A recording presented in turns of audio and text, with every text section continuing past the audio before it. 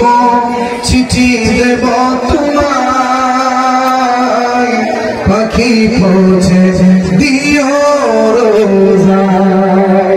আমি লিখিব চিঠি দেব তোমায়, পাখি পৌঁছে দিও রোজায়। নারে তাকবীর, নারে রিসালাত, প্রধান অতিথির আগমন, আল্লামা তাহির সাহেবের আগমন, বাংলার সুন্নি জনতার আইকনের আগমন, বাতিলদের আতঙ্কের আগমন, প্রধান অতিথির আগমন, তাহিরি হুজুরের আগমন, তাহিরি হুজুরের আগমন।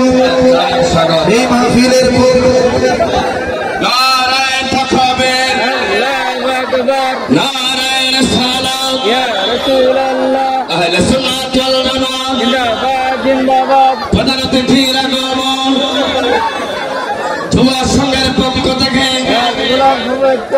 আনাগড়ের পক্ষ থেকে আলহামদুলিল্লাহ, যার প্রতীক্ষায় আমরা এতক্ষণ ধরে অপেক্ষা করেছি,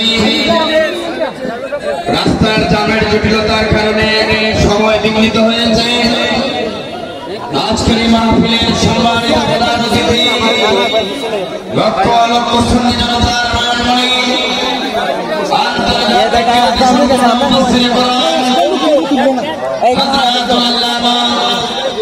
মুফতি হাসান তাহির সাহেব হুজুরকে আলোচনা করার জন্য জানাচ্ছি। আপনারা সবাই খুশি তো? যেরকম খুশি তো আলহামদুলিল্লাহ, যেরকম আলহামদুলিল্লাহ। রাস্তাঘাটে তো জ্যামজুম থাকে, অনেক সময় অনেক বিঘ্ন ঘটে, এই জন্য একটু দেরি হয়েছে। কিন্তু আমি তো মাগরিব থেকে বলতেছি যে আসতেছে আসতেছে, শেষ পর্যন্ত এসেই গেল। ওই যে কে যেন বলছিল না, কে যেন বক্তব্য বলছিলাম যে এসেই গেল। আমি কথা লম্বা করতেছি না, দিলে নিয়ে নিচ্ছি।